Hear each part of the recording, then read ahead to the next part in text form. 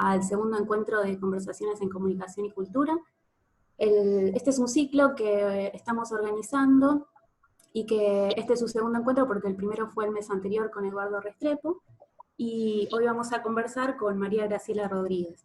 Este ciclo lo armamos un poco pensando en que en este contexto nos parecía productivo y al mismo tiempo enriquecedor para todos nosotros poder tener una instancia de diálogo y de debate con las y los autores que leemos, es decir, ponerles cara a esos textos, pero también poder discutir y dialogar y preguntarle a esos autores que leemos, y porque creemos también que conversar es una manera de hacerlo siempre con un otro, es decir, tratar de crear una conversación es construir un espacio privilegiado justamente para no pensar solos.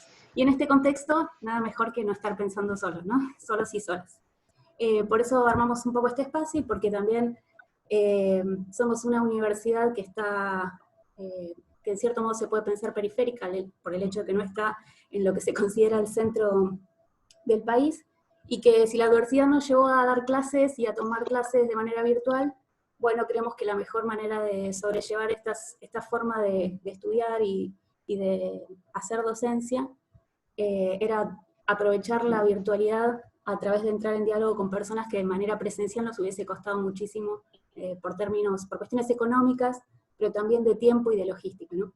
Así que armamos con la Cátedra de Comunicación Social 3 y Taller de Tesis esta nueva conversación, y son las cátedras de la carrera de Comunicación Social, del profesorado y la licenciatura, y es un poco también una actividad que se enmarca en un conjunto de actividades que venimos haciendo algunos docentes del Departamento de Comunicación, como son las charlas de formación de seminarios de estudios culturales, pero también la especialización en comunicación y culturas contemporáneas que sea en el posgrado, y la maestría en comunicación y culturas que se está aprobando, esperemos, a la brevedad. Así que bueno, un poco esas son las razones de este ciclo y esperamos continuarlo durante todo el año. La metodología de esta instancia se las comento para que podamos organizarnos todas y todos los presentes aquí. Es que vamos a estar en una modalidad de entrevista durante los primeros 30 minutos con María, y después de esos 30 minutos abrimos el espacio para debate y charla, para lo cual les invitamos a que formulen sus preguntas a través del chat. El chat se encuentra abajo, hay un pequeño dibujito con un globito, y ahí pueden mandar las preguntas, y al finalizar el momento de entrevista, Emilia Segovia, que ahí está saludando, va a ser quien va a estar moderando la instancia de preguntas.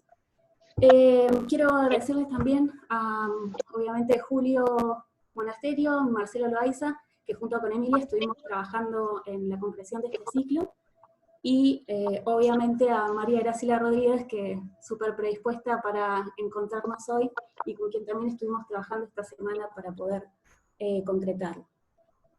María, para quienes no la conocen, es docente e investigadora de la Universidad Nacional de San Martín y de la Universidad de Buenos Aires. Es doctora en Ciencias Sociales, magíster en Sociología de la Cultura y licenciada en Comunicación Social. Y sus temas, además de que vino a dar clases a la especialización en Comunicación y Culturas Contemporáneas hace 1 año y 2, y sus temas de formación, o sus temas de principal interés, tienen que ver con los estudios culturales, con cultura política, y sobre todo con el estudio de las culturas y sectores populares. ¿Cómo estás, María, primero? Hola, ¿cómo están a todos? Bien, muy bien. Bueno, yo te escucho cortado, Juli, ¿vos me escuchás? Yo escucho bien, pero no sé si todos y todas me están escuchando entrecortados, porque en ese caso, se escucha bien. Bueno, puede ser la conexión de María, y si no, puedo que yo vaya hablando un poco más lento, para que aunque sea puedan adivinar por gestos si es que se entrecorta. Si aparecen estos problemas técnicos y nos dejan de escuchar, escriban también al chat, por favor, y entonces podemos tratar de solucionarlos sin interrumpir cuando María empiece a hablar, o cuando esté hablando yo. Ahora sí escucho un poco entrecortado. Bueno, vamos a intentar que funcione. En el encuentro anterior con Eduardo Restrepo estuvimos conversando sobre Stuart Hall y los estudios culturales en términos generales, pero no nos centramos en el campo de la comunicación. Entonces ahora nos interesaba conversar con María cómo se puede investigar en comunicación desde los estudios culturales, es decir, desde la perspectiva de los estudios culturales. No sé si se escuchó, María. Sí, ahora te escuché.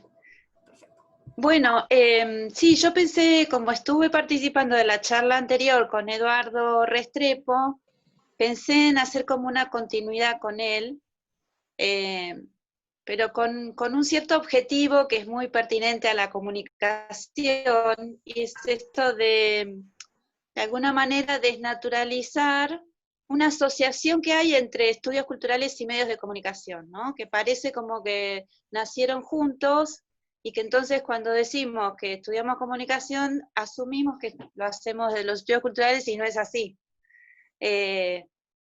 Hay un momento en que se asocian estudios culturales y medios de comunicación, pero que es un momento contingente de los 60, 70, y que, bueno, no tiene por qué ser así. Entonces me interesaba, como gran objetivo general, ese, desnaturalizar esta conexión que hay, y por otro lado, mostrar los resultados de una investigación que es sobre medios, pero con la perspectiva de los estudios culturales, ¿no? Porque hay como cierta, ¿cómo decirlo?, facilidad para decir, bueno, yo trabajo de los estudios culturales porque me interesa la relación cultura-política, listo, se acabó, ahí empiezo a hacer la investigación. Y en realidad, como decía Eduardo la otra vez, hay una serie de conceptos que son como una especie de arquitectura, podríamos decir, de lo que es la perspectiva de estudios culturales, y los medios de comunicación, en el caso de esta investigación, es el recorte empírico, digamos, pero no es necesariamente perteneciente a los estudios culturales. Entonces voy a hablar un poco de la investigación que hicimos, sin detallar los resultados, porque los resultados están en ese artículo que les mandé. Bueno, además en el librito que de paso hago propaganda. A ver, ahí está, ¿no?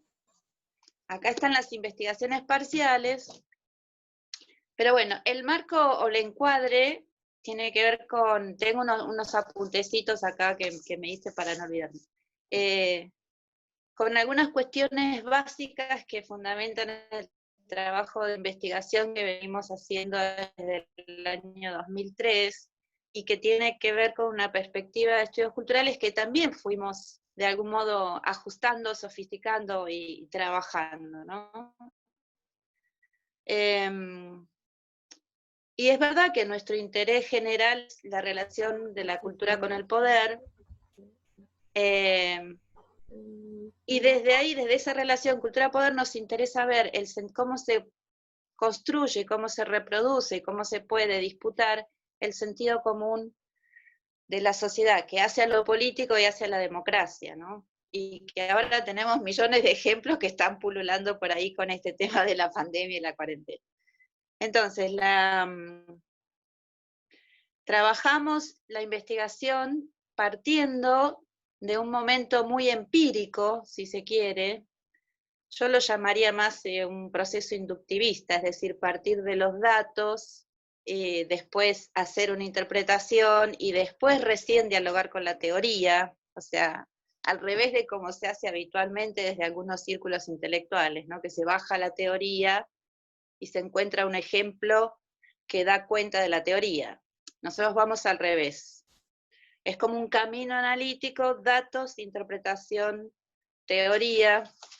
Si es empirismo, bueno, será empirismo, no sé, pero eso es lo que hacemos. Entonces, ¿por qué decimos que trabajamos estudios culturales? En nuestro caso pensamos que la relación entre la cultura y el poder, ay, casi me cae todo, de la cultura y el poder puede rastrearse en el sentido común que los medios co-construyen, o sea que son partícipes de la construcción de un sentido común. Y si podemos resumir en 3 líneas lo que sería la perspectiva, sería esto: la cultura del poder, luego un contextualismo, ¿no? Que, bueno, Grossberg lo llama contextualismo, Stuart Hall lo llama coyunturalismo, pero están hablando de lo mismo, que es esto de estudiar momentos, contextos concretos, y en un nivel de concreción, no de las grandes problemáticas, sino de concreciones justamente coyunturales. Y una tercera cuestión es que en ese contexto, que uno recorta, por decirlo así, artificialmente, la idea es observar la relación de fuerzas que hay para que se pueda disputar o reproducir un cierto sentido, y ver también las cuestiones de contingencia y las cuestiones de determinaciones históricas, ¿no? Esto que decía Eduardo la otra vez, que toma de Hall, de tratar de articular lo que tiene la fuerza de la historia, por qué se llegó hasta acá, y lo que tiene que ver con ciertas contingencias, digamos, la cuarentena, la pandemia, en este caso sería una contingencia, no tiene una determinación histórica. En general las líneas históricas son de tiempos largos y las líneas coyunturales son de tiempos más cortos, ¿no? Entonces esta sería como la arquitectura de que presentó Eduardo la vez pasada, y que me parece que se puede como ajustar, moldear a un cierto recorte empírico, y esa justamente es la que da la clave para pensar desde los estudios culturales.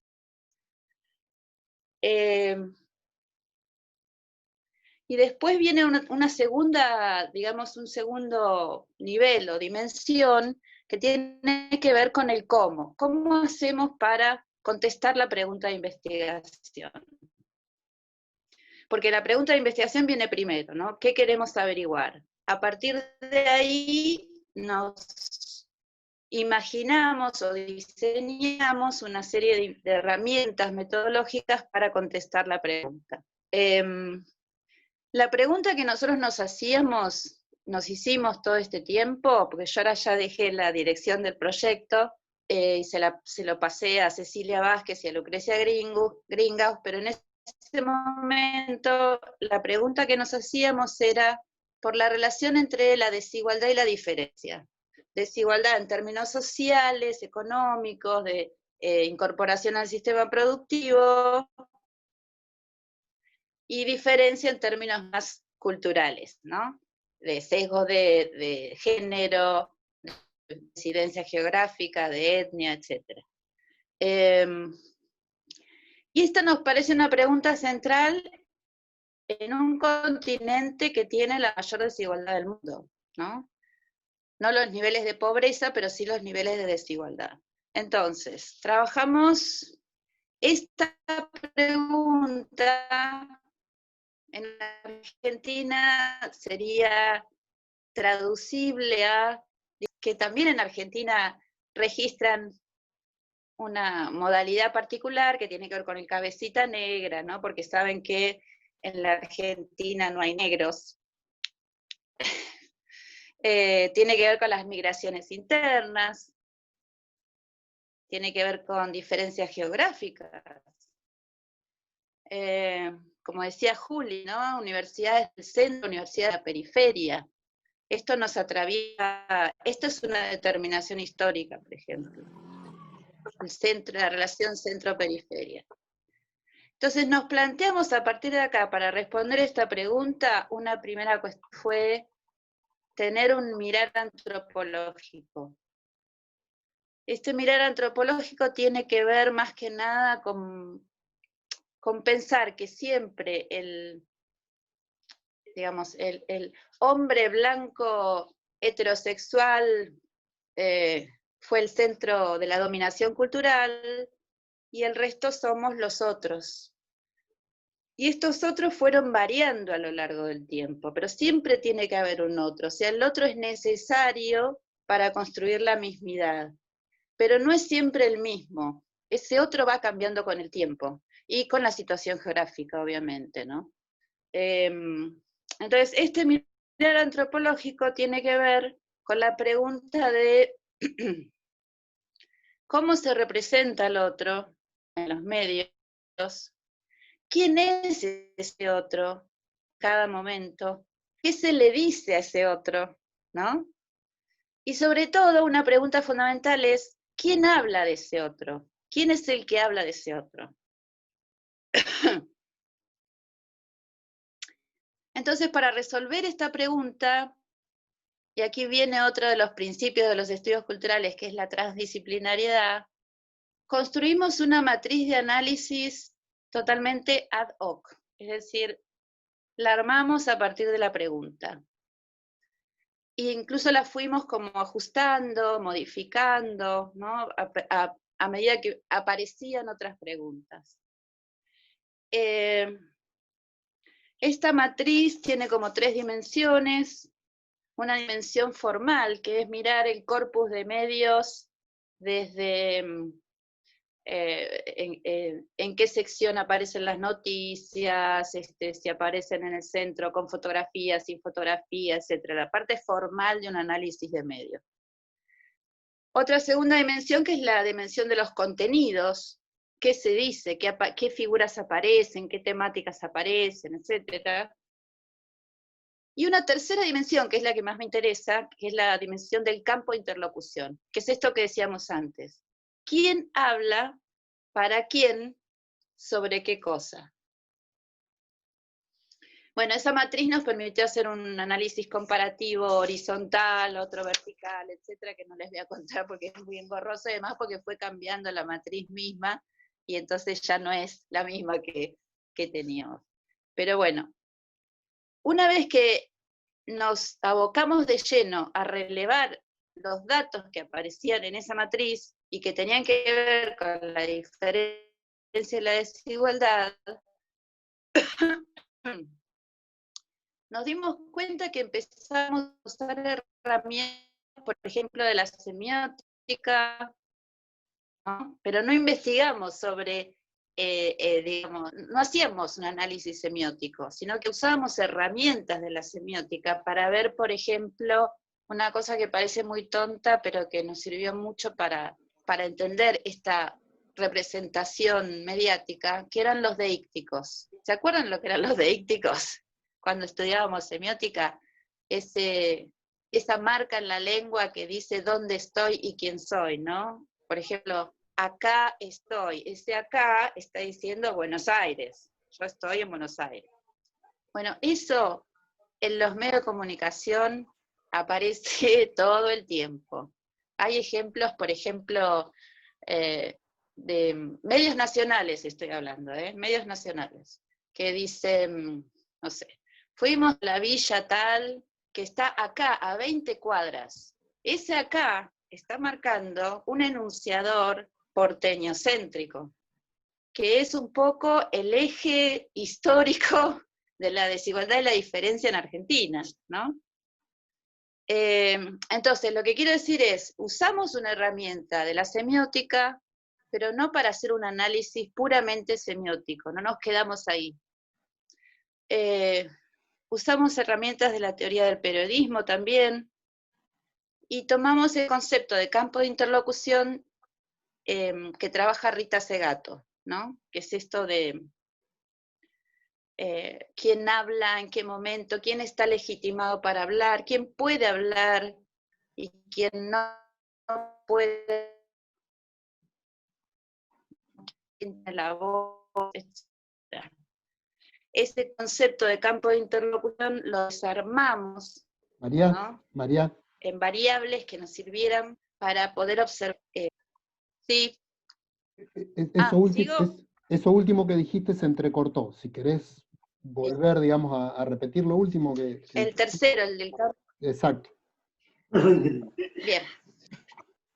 Decía que tomamos también el concepto de campo de interlocución de Rita Segato, que es justamente Rita Segato lo que dice que el campo de interlocución es específicamente nacional, en el sentido que tiene que ver con la construcción de una nación, y ese campo de interlocución va diciendo quién tiene legitimidad para hablar y quién tiene legitimidad para señalar las marcas de ciudadanía, ¿no?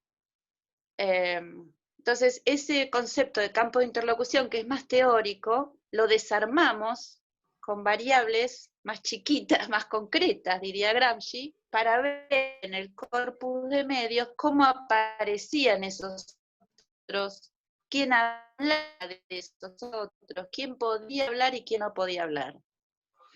Entonces, partimos de la pregunta, fuimos a los datos, y en un tercer momento trabajamos con la teoría, con un diálogo con otros autores. La teoría está siempre desde el principio, porque ya uno se hace una pregunta y ya aparece la teoría en la misma pregunta.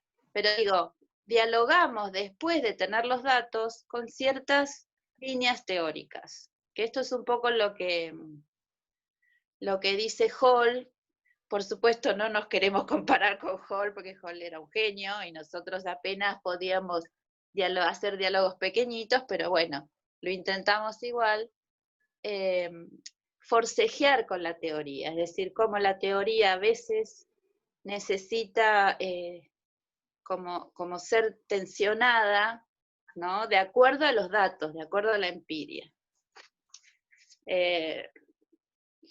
Un ejemplo fue el concepto de interseccionalidad, que es un concepto que seguramente ustedes conocen, que fue utilizado por las primeras feministas, o la segunda ola de feminismo, en realidad, para discutir con las primeras feministas, ¿no? Entonces, esta segunda ola decía, una cosa es ser mujer blanca de clase media, y otra cosa es ser mujer pobre, negra, ¿no? Como esta intersección de distintas dimensiones que dan cuenta de otro tipo de identidad.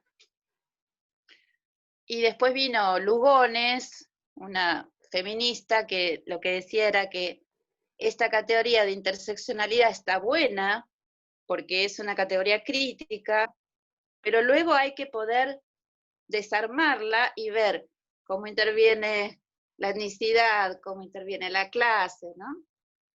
Y nosotros lo que decimos es que está muy bien lo que dice Lugones, pero en los medios de comunicación, la interseccionalidad es una categoría descriptiva, porque los medios lo que hacen es hacer una representación ya interseccionada, por decirlo así. O sea, ya aparece la figura con todas las intersecciones, no la desarman, obviamente. Entonces, esta categoría teórica, en nuestro caso, es una categoría descriptiva. ¿Se entiende? Entonces, cada categoría teórica que utilizamos para hacer el análisis, la poníamos en tensión, ¿no? Por eso, un poco emulando al maestro Hall, hacíamos un ejercicio parecido, sin llegar a su nivel. Bueno, lo cierto es que el resultado de esta investigación, para ir cerrando, ¿no? Digo, lo que surgió como conclusión es que el positivo enunciado de los medios en la Argentina, y me estoy refiriendo a los medios gráficos nacionales, medios electrónicos nacionales, y no de los últimos 4 años, sino de los últimos 20, es un enunciador heterocéntrico o heteronormativo céntrico, patriarcal céntrico o androcéntrico también se lo puede llamar, etnocéntrico, porque hablan los blancos, los que vinimos de los barcos, y sobre todo porteño-céntrico. Esta es una categoría inventada, ¿sí? Porteño-céntrico. Hablamos desde Buenos Aires, y hablamos a todo el país desde Buenos Aires. Entonces, por ahí estás en, no sé, en Salta, viendo el noticiero de TN, y donde pasan el bache que hay en Figueroa Corta y Dorrego, no sé, una cosa así. Esas conclusiones están en el PPT que les mandé, si quieren, digamos, profundizar un poquito. Ahora bien, después de esta investigación y después de haber discutido los datos y de haber tensionado las categorías teóricas y de haber llegado a esta conclusión, recién ahí podemos hacer una reflexión que tiene más que ver con lo político, y acá sí me quiero detener un poquito más, porque tiene que ver con la democracia, y que me parece que es una falencia ya casi estructural. Y digo esto porque a veces los estudios sobre medios son considerados estudios menores en el campo de la sociología, ¿no? O de la antropología, como bueno, eso son, no sé, entretenimientos, ¿no? Son objetos menores, y en realidad tienen una incidencia bastante relevante en términos de justamente esto de de un enunciador porteñocéntrico, heteronormativo céntrico, etnocéntrico, que si es ese es el enunciador principal en términos de campo de interlocución, si me siguen, ¿cómo vamos a tomar decisiones que involucran a toda la nación si los que hablan son siempre los mismos? Y no estoy hablando de personas humanas, no son seres humanos, el enunciador es una posición.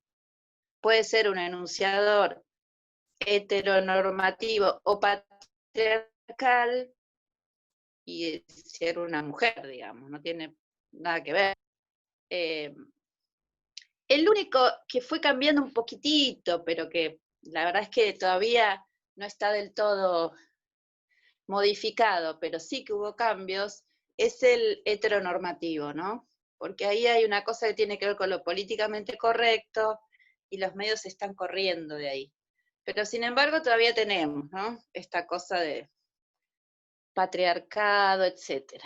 Entonces la pregunta es, ¿cómo vamos a tomar grandes decisiones como sociedad sobre medio ambiente, extractivismo, políticas de Estado, deuda pública, políticas de género, o sea, una serie de cosas que hacen a los derechos y a la soberanía de un país, si nos informamos con un sesgo enunciativo que viene siempre del mismo lugar?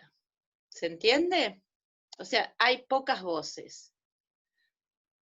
Y las voces que hay siempre están sesgadas por la misma posición enunciativa.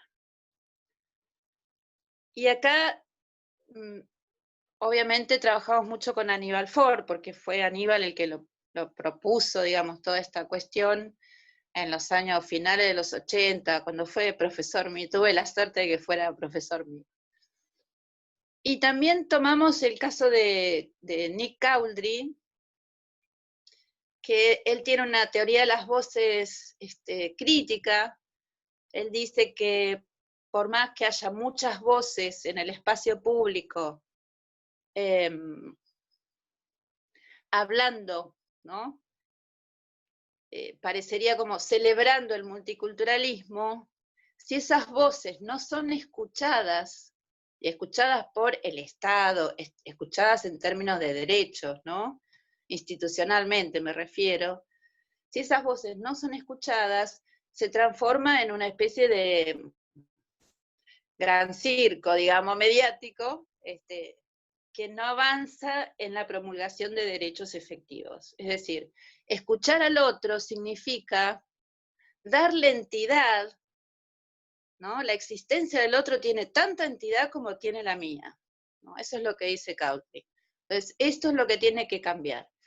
Y un poco la idea nuestra era poner en discusión justamente esta idea de campo de interlocución. Si no hay que cambiar el campo de interlocución, y yo creo, esta es la mirada pesimista mía, yo creo que el avance de los conglomerados mediáticos en términos de propiedad hace cada vez más difícil este cambio del campo de interlocución, ¿no? Porque incluso algunos canales, algunas señales nacionales que se pretenden como alternativas mantienen el sesgo heteronormativo, porteñocéntrico. El porteñocentrismo está a full últimamente, a full.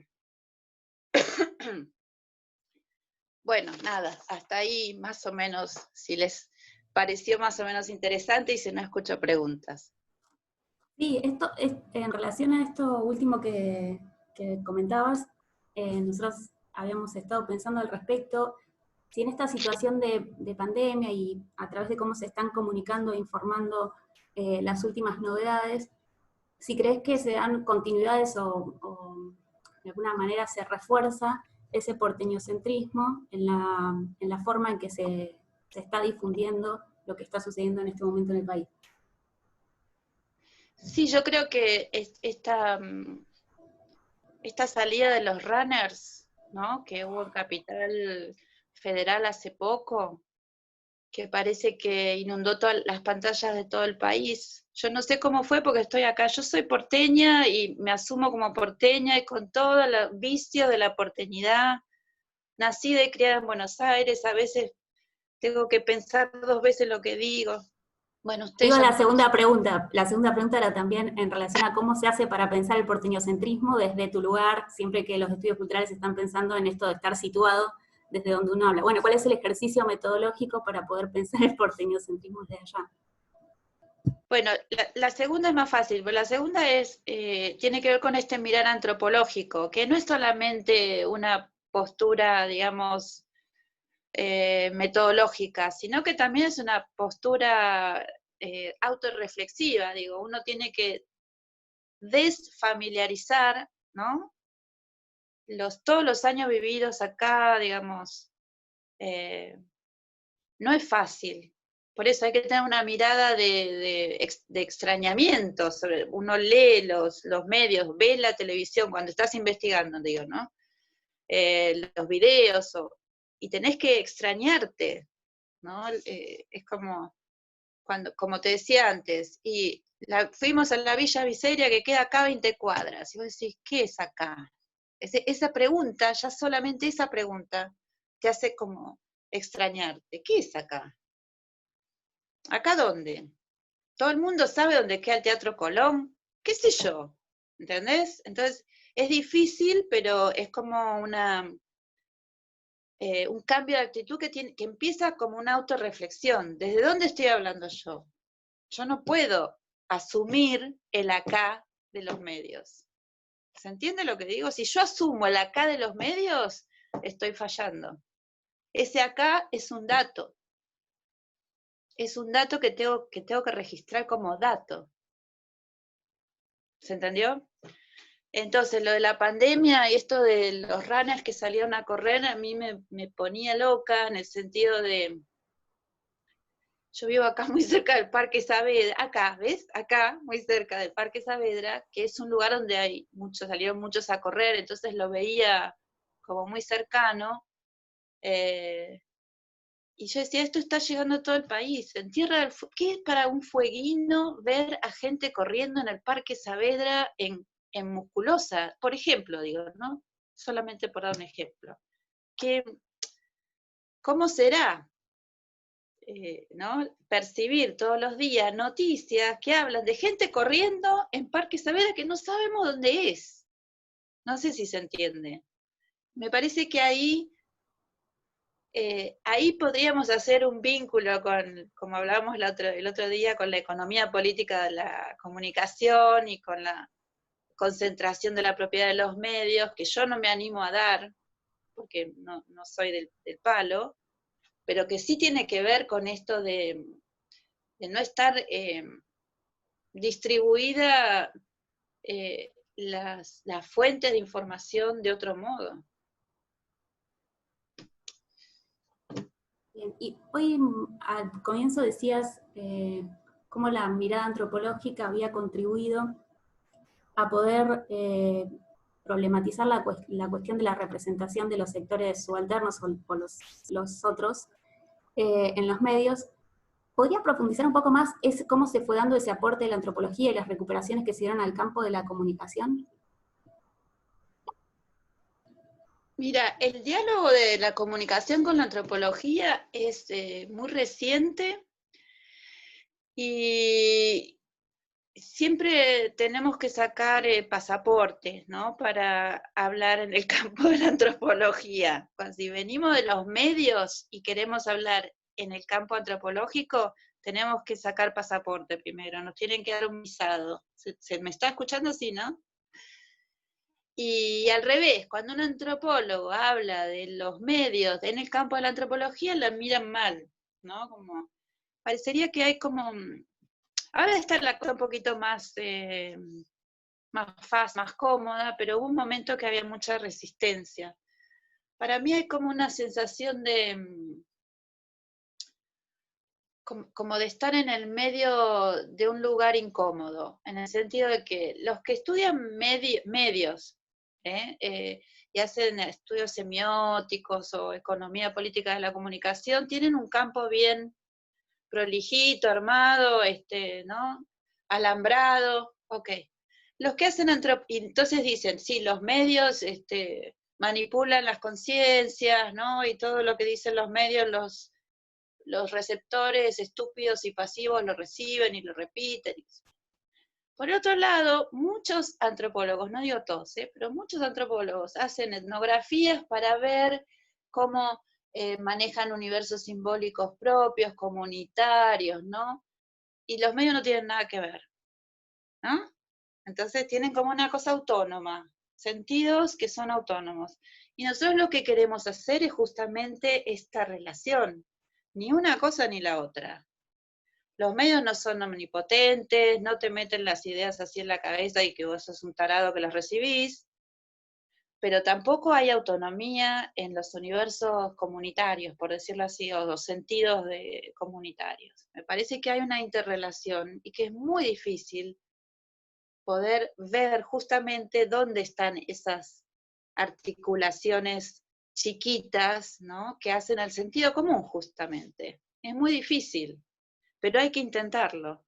Entonces, desde el campo de la antropología hay bastante como resistencia a mirar los medios, porque supuestamente uno estaría desestimando la creación de los sujetos, ¿no? Popular, etc. Y en el campo de los estudios, María, ahí se cortó. de las mediatizaciones que vienen de los medios, ¿no? Influyen y hacen esto.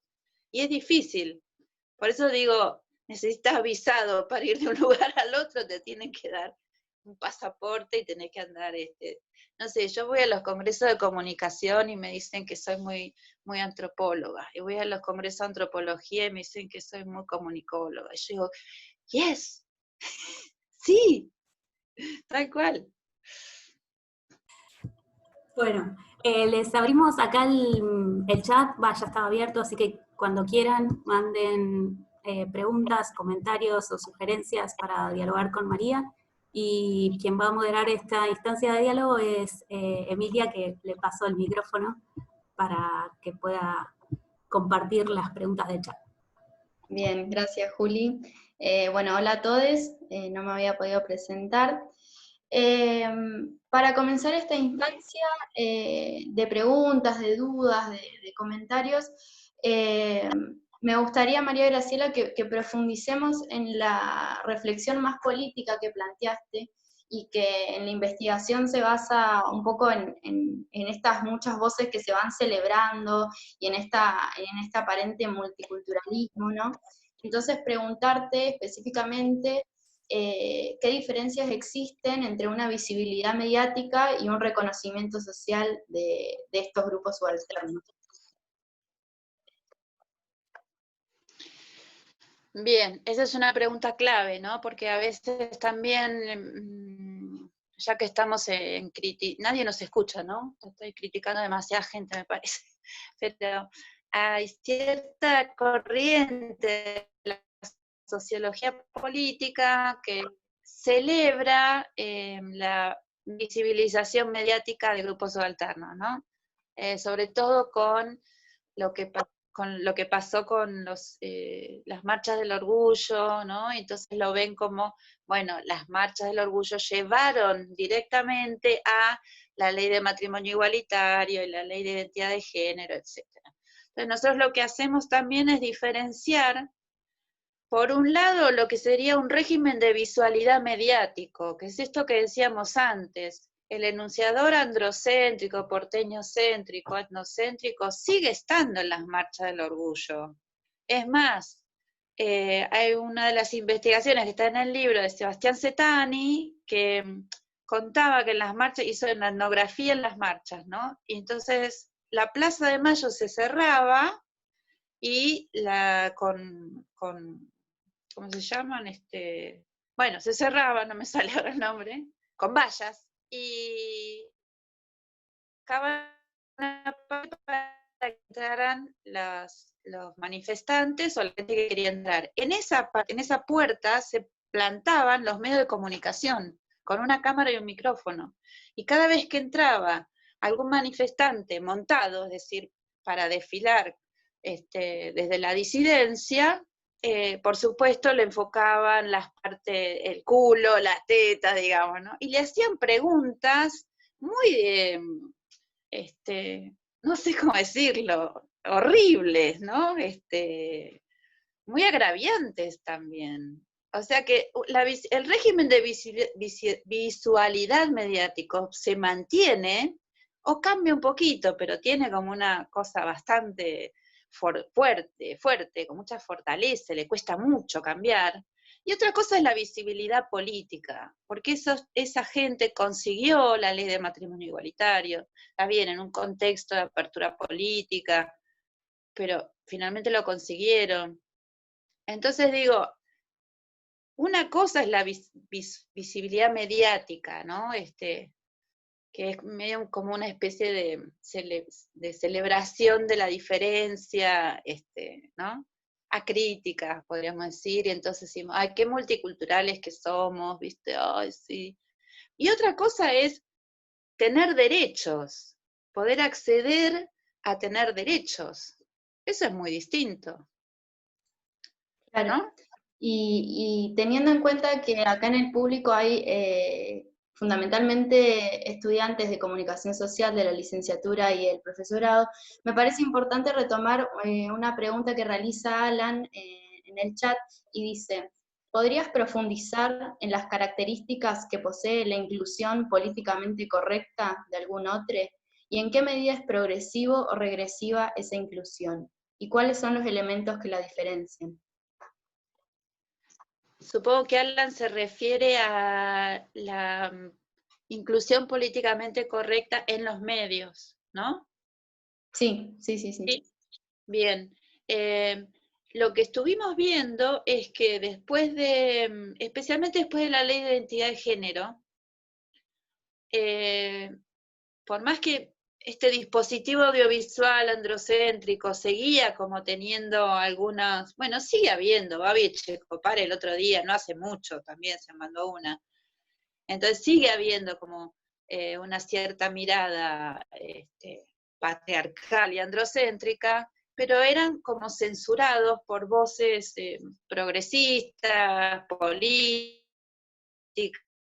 de movimientos sociales, de organismos, y también estaba, ojo, la Defensoría del Público muy activa, que no estuvo activa en los últimos 4 años, y hoy nombraron a la nueva directora, ¿sabían? A Miriam Lewin. Entonces estuvo 4 años sin trabajar, prácticamente intervenida, pero bueno, volviendo a la pregunta.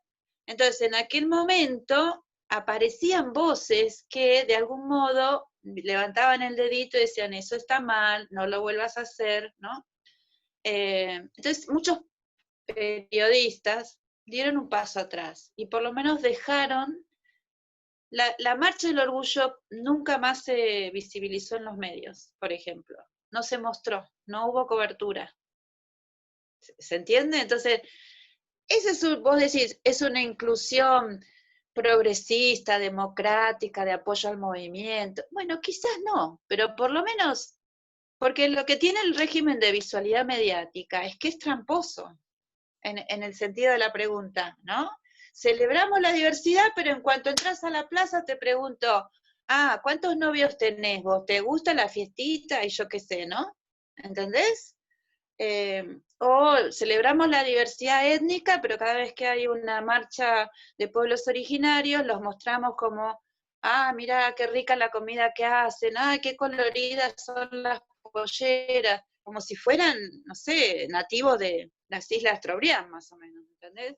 Entonces, a lo que voy es que hay un dispositivo audiovisual que está muy, muy encajonado y que le cuesta mucho moverse, y entonces la visibilidad es una trampa. Te haces visible, pero, ¿no? Te marcan. Bueno, eso. Claro. Entonces, recapitulando, en la construcción de la otredad, teniendo en cuenta un enunciador, posicionándose desde el lugar del enunciador, que ya vimos que es porteñocéntrico, antrocéntrico, etc. Y ya vimos un poco esta reflexión política de visibilidad y reconocimiento social y las diferencias que tienen. Me gustaría preguntarte, o tal vez que puedas comentar con más profundidad, la distribución de la información ciudadana en torno a la democracia y a la toma de decisiones. Esto es lo que venía diciendo Ford desde los fines de los años 80. Él lo que dice es, y él lo decía antes, o cuando estaba empezando Internet, digamos, ¿no? Un visionario, porque él decía, se está transformando el periodismo tal como fue pensado, ¿no? Finales del siglo XIX, con esta ética y no sé qué. Bueno, se está empezando a transformar. Hay más canales de difusión, ¿no? Él hablaba de un infotenimiento, que es una mezcla de información y entretenimiento, ¿no? Insisto, en los 90. Y entonces en ese momento él se planteaba, si cada vez tenemos más información globalizada y más como achatada, cuando tenemos que tomar decisiones como sociedad, ¿qué decisiones vamos a tomar? Respecto del extractivismo, por ejemplo, si siempre el enunciado, ahora fíjense lo que pasa con Vicentín, si el enunciador es un enunciador blanco, heterosexual y además agroexportador, ¿qué nos van a decir de Vicentín? ¿No es cierto? Entonces, lo que Aníbal Ford se preguntaba es por la toma de decisiones democrática. Y me parece que es fundamental eso, sobre todo pensando en los tiempos por venir. Que si tenemos, ¿qué tipo de información tenemos para tomar decisiones? ¿Se entiende? A mí me parece que es crucial eso, que es crucial. O sea, ¿cómo hacer para que la información sea menos sesgada y que todos puedan hablar, ¿no? ¿Qué es lo que piensa, no sé, una aymara en Salta sobre Vicentín? Me encantaría saber eso, me encantaría conocer el pensamiento de un mapuche sobre la lesbiana de Formosa. ¿Entendés lo que digo? Entonces ahí la información se empieza a poner más interesante, más densa. Cuando tenemos que tomar decisiones, a mí no me preguntes por la minería, porque yo no sé un pomo de minería, porque además no llego a, iba a decir una mala palabra, una sola noticia sobre la minería y el extractivismo acá. Porque a Buenos Aires no le importa el extractivismo, entonces no nos llega. ¿Se entiende? Entonces, ¿cómo tomar decisiones a partir de ahí? No sé. Sí, me parece que en este sentido también nos podemos permitir pensar cómo influyen las tecnologías, si bien sabemos que la construcción de medios masivos como la televisión nos da una información más recortada, más sesgada, podemos pensar ciertas tecnologías como Internet como para tener como una información más densa en cuanto a las decisiones, a la toma de decisiones políticas y ciudadanas. Sí, es posible, hay que ver qué pasa con las redes. Justamente Cecilia Vázquez y Lucrecia Gringas están trabajando con redes.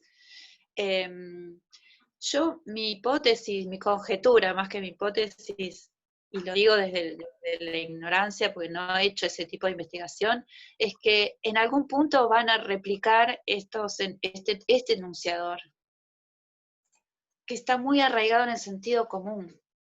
Entonces, ojalá que las redes no lo repliquen, pero me parece que está muy fuerte, que va a seguir siendo porteñocéntrico, heteronormativo céntrico, que lo que podemos encontrar quizás es más matices, ¿no? O más, más profusión de cosas, aparecen más cosas y entonces, bueno, no está tan, como tan agarrado en los medios nacionales, pero no sé, la Claro, verdad que no. bueno, queda para pensar. Y después, para finalizar, porque creo que no me pasé ninguna pregunta del público, y cambiando un poco de tema, Sebastián pregunta, dice, dentro del campo de los estudios culturales, ¿hay espacio para las artes visuales? Si las hay, ¿cómo? Sí, sí, hay espacio y hay gente que está trabajando desde los estudios visuales en la perspectiva de los estudios culturales, teniendo en cuenta que, digamos, las imágenes son también un modo de condensación del sentido común. No solo el sentido común en los términos que lo estábamos viendo hasta ahora, de la desigualdad y la diferencia, sino en lo que vemos y cómo a su vez las imágenes nos enseñan a mirar y a interpretar lo que estamos viendo, ¿no? Hay como una especie de pedagogía oculta, podríamos decir, ¿no? Y modos de encuadrar que nos muestran una cosa y no otra. Me parece que los estudios visuales están teniendo una fortaleza, hará, no sé, 15 o 20 años, impresionantes, y que me parece que hay que darles mayor relevancia, ¿no? Sé que hay gente trabajando, bueno, Cecilia está trabajando con eso, Santiago Masuccini, Bettina Guindi, hay gente que está trabajando con estudios visuales con una perspectiva muy interesante, muy, muy interesante. Sí, me parece que sí. No sé si respondí, Sebastián, tu pregunta. Aprovecho que es una conversación, perdón Emilia, que lo acabo de ver a Santiago Masuccini, que si quiere agregar algo me parece que es el momento ideal. Acabo de ver que está también acá conectado. ¿Cómo andan? Hola, Santi. ¿Todo bien? ¿Todo bien? Sí, comparto. Bueno, de hecho, quienes trabajamos en estudios visuales, hemos detectado que los estudios culturales fueron una influencia muy fuerte en todas las escuelas de estudios visuales. Es al revés, en realidad. Los estudios visuales se han nutrido de los estudios culturales. Así que sí, claramente ahí es imposible pensarlo por separado. Pero claramente, y en el tema de redes sobre todo se está trabajando bastante. Creo que ahí, en el tema de la imagen, lo que yo veo que laburo sobre el tema de imagen es que es necesario pensarlo más allá de la imagen también. Bueno, las investigaciones que hace el equipo de María Graciela son fundamentales por eso, porque piensan más allá de la imagen. No sé si se escuchó algo. Sí, se entrecortó un poquito, pero creo que sí. Ahí se escucha ahí. Bien. Perfecto, sí. No sé si se escuchó, si no repito. No, se escuchó bien, se escuchó bien.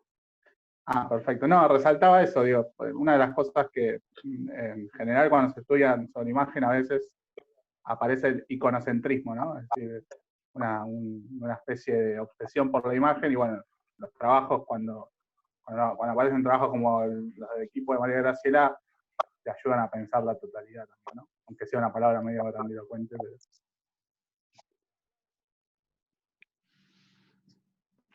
Bien, una vez hecho este aporte desde el lado visual, surgió una última pregunta de María Victoria para María Graciela, que dice, sabemos que los medios no son todopoderosos, pero tal como dijiste, María Graciela, este enunciador que viene hablándonos desde hace más de 50 años, ha colaborado entusiastamente en construir matrices culturales de sus públicos. ¿Cómo contribuir a desilvanar esas miradas porteñocéntricas, heteronormativas y patriarcales que calaron hondo en nuestras distintas audiencias? Deme un segundo porque me estoy quedando sin batería, enchufo el celu, espera. No hay problema.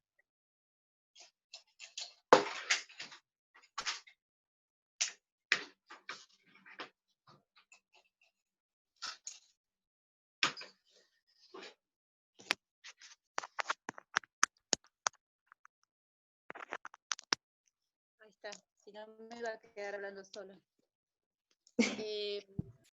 ¿Se escuchó o necesitas que repita? No, porque además la tengo, sí, la tengo en el chat. Hola María Victoria, ¿cómo estás? Primero. La verdad es que no sé bien de qué manera, cómo contribuir a Desilvanar. Yo creo que una es trabajando justamente con investigaciones que de algún modo pongan en escena esto que decís muy lindo vos, hace más de 50 años que nos han hablado así, pero con un lenguaje que pueda entenderlo todo el mundo, que lo pueda entender mi mamá. Yo le daba mi tesis de doctorado, se la daba a mi mamá. Si no la entendía ella, era porque estaba mal. Eso porque también, viste, estamos muy rodeados de intelectuales que hablan con un lenguaje totalmente hermético, que a nadie le interesa y nadie entiende. O entienden ellos.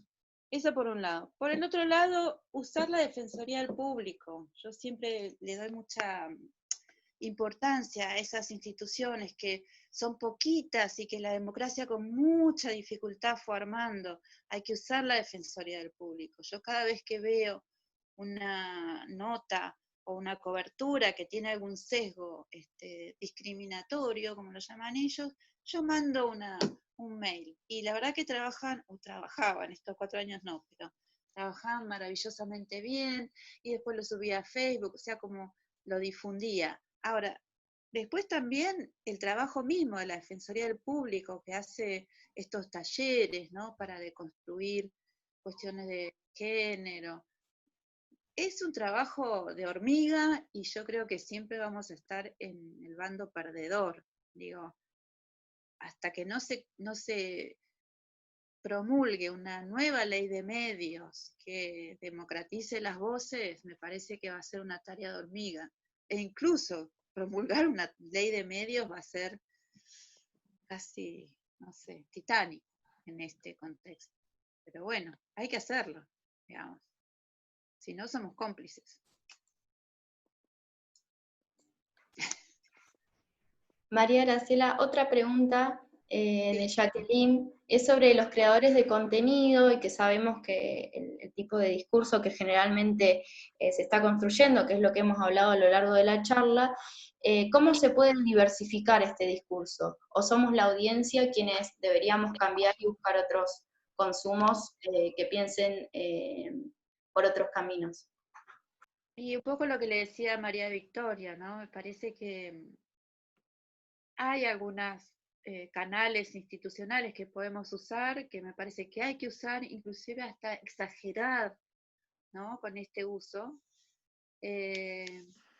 porque hay mucha gente que trabaja en los medios que ni se entera, o sea, que están convencidos de que lo que dicen y lo que ellos piensan es la verdad. Entonces hay que hacer un trabajito muy finito, pero yo creo que si somos muchos los que pensamos más o menos igual y que vamos para el mismo lado y vamos para el mismo lugar, y trabajamos así, tipo ejército de hormigas, ¿no? Vieron que las hormigas siempre son muchas y todas hacen lo mismo. Una cosa así sería como la batalla millennial. No sé, me parece que es la única. Y esto de escribir, y escribir articulitos, escribir libros, salir, no sé, yo a la tele le tengo fobia, me han invitado pero nunca voy. Pero sí hacer difusiones con un lenguaje claro, que lo entienda mi vecina Marta, que lo entienda mi mamá, o sea, cosas bien sencillas. Me parece que hay que hacer una guerra de guerrillas, digamos, bien de hormiguita, y que no hay otra además, no hay otra. Muy territorial, ¿no? Muy de lo que hacen las organizaciones sociales en los barrios, ¿no? La Garganta Poderosa, por ejemplo, es muy interesante, porque la Garganta lo que hizo fue cambiar justamente el enunciador. Hablan desde otro lugar, toman otra posición de enunciación. Es muy interesante lo de la Garganta. Más de clase, ¿no? Pero igual, es interesante. Bueno, buenísimo, porque además ahí dejas picando un par de tesis posibles e ideas de tesis para estudiantes que todavía están pensando o dudando sobre sus elecciones. Creo que ahí dejaste un campo abierto que pueden tomar o recuperar. Así que en eso, genial, nos dejas a todos con una puerta abierta. Y después, nada, decirles un par de cosas, que el artículo que comentó María y el PowerPoint nos los pueden pedir al mail que figuró en la convocatoria, porque nosotros no lo distribuimos a todas las personas que se inscribieron, así que nos los pueden pedir y lo compartimos. Y el libro en este contexto es medio difícil de conseguir, supongo, quizás lo pueden conseguir en las librerías y que se los manden, el de Escenas Interrumpidas. Ahí está el chivo, que es muy bonito, por cierto, además Sí, de... es un objeto, es muy lindo, sí. Es muy lindo como objeto, algunos lo conseguimos el año pasado, pero digo, pueden pedirlo y creo que se los envíen. Y bueno, sí, perdón, María. Thiago Mazzuccini nos hizo una presentación en Sarmiento muy linda también. Ya que estamos. De paso le agradecemos a Santiago, que también lo obligamos a que nos ayude a conversar. Sí, sí, muy linda. Excelente libro, si lo pueden conseguir. La verdad que está buenísimo. Y fue muy linda esa presentación, sí. Bueno, ahora vamos a pedirle a María también que en algún momento, no sabemos cuándo, capaz también se puede hacer acá en Comahue de manera presencial. Veremos si la pandemia o pospandemia nos los permite. Dicho esto, muchas gracias a todas y todos y todes los que se han conectado hoy y hemos participado de este intercambio. En especial, bueno, a mis compañeros Julio, Emilia y Marcelo, con quienes trabajamos, y obviamente a María, que predispuso su tiempo para hoy, pero también para que el martes coordinemos, y que apenas la invitamos nos dijo que sí, y inclusive ella forzó, digámoslo, forzó no, hizo los mejores lazos con Eduardo Restrepo y con lo que veníamos conversando en el marco de este ciclo. Así que muchas gracias. Esperamos vernos. Gracias a ustedes y ojalá que pueda volver a Comahue alguna vez a la universidad. Sí, eso esperamos nosotras y nosotros también. Y esperamos verlos a los demás también en la continuidad del conversatorio, que seguramente será en el segundo cuatrimestre. Bueno, sí. Bueno, Julio, Emilia, ¿quieren decir algo? Si no, sé. No, más que agradecer, disculpar por las interrupciones tecnológicas por ahí de conexión con las que se nos presentaron sin previo aviso, pero esperamos que se haya podido entender las ideas que se expresaban y que ante cualquier cosa esta conversación queda grabada y va a ser subida después. Les voy a escribir en el chat mi mail por si me quieren escribir. ¿Sí? Buenísimo. Aprovechen a copiarlo ahora, que cuando se arme. Después se borra Claro, Bueno, después, bueno, no sé. No, yo quería recuperar muy brevemente lo que dijo Julia respecto al ciclo y la continuidad del mismo. Y bueno, ya para el segundo cuatrimestre la idea es que podamos seguir sosteniendo estas actividades, en principio una vez por mes. Está buenísimo que María Graciela haya podido estar hoy acá, que haya conectado con el anterior. Nos parece que eso es lo más rico que tienen estas conversaciones. La verdad que es sumamente valioso, y bueno, también agradecerle enormemente a María Graciela y a todas las personas que se sumaron hoy. Gracias a ustedes, chicos, por la invitación, de verdad. Bueno, muchas gracias. Nos vemos en el próximo. Beso. Chao, chao. Adiós. ¿Cómo hago para irme ahora?